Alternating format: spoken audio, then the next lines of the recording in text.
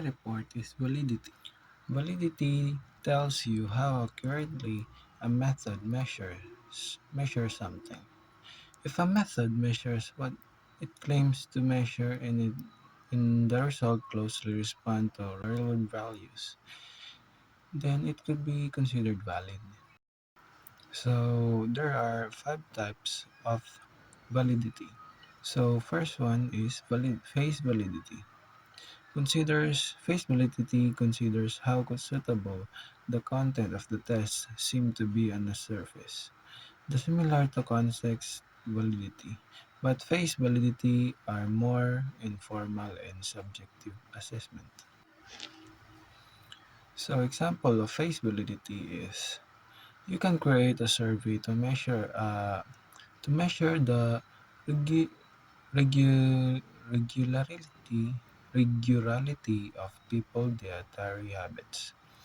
You review the survey's item, which asks questions about every meal of the day and snack eaten in between for every day of the week.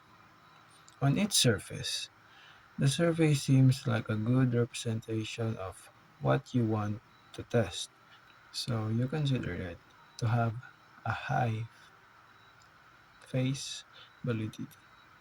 Number two is content validity. Content validity assesses whether a test is representative of all aspects of the construct. To produce valid result, the content of every test, survey, or measurement method must, must cover all relevant parts of the subject. It aims to measure.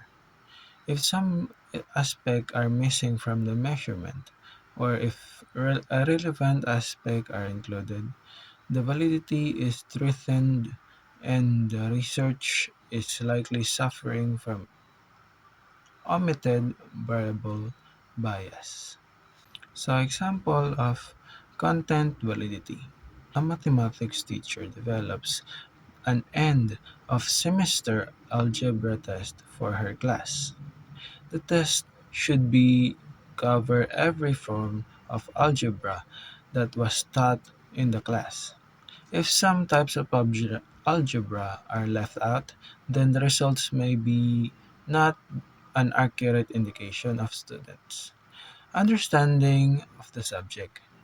Similarly, if she includes questions that are not related to algebra, the results are no longer valid measure of algebra knowledge.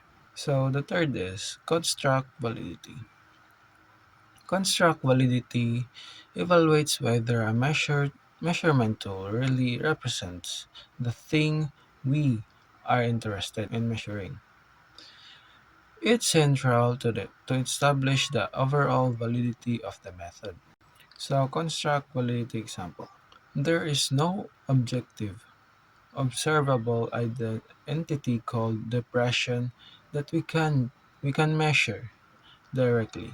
But based on existing psychological research and theory, we can measure depression based on a collection of symptoms and indicators such as low self-confidence and low energy levels. So the fourth is concurrent validity. Concurrent validity is a concept commonly used in psychology, education, and social science. It refers to the extent to which the result of a particular test or measurement correspond to those of a previously established measurement for the same construct. So, concurrent validity example. Concurrent validity example is a term of a term used to denote assessment that gives similar results when used in a short time frame. For example, a therapist may use two separate depression scales with a patient to confirm a diagnosis, as long as both the assessment give the same result, they are concurrently valid. So fifth is the predictive validity. In psychometrics, Predictability is the extent to which a score on a scale or test predicts scores on some criterion measure. For example, the validity of cognitive tests for a job performance is a correlation between the test scores and, for example, supervisor performing ratings. So with that, move on to the next one. The next one is reliability. So reliability tells you how consistently a method measures something. When you apply the same method to the same sample under the same condition, you should get the same result. If not, the method of measurement may be unreliable, or bias. You may have creep into your research. So there are four types of reliability. The first one is test retest reliability.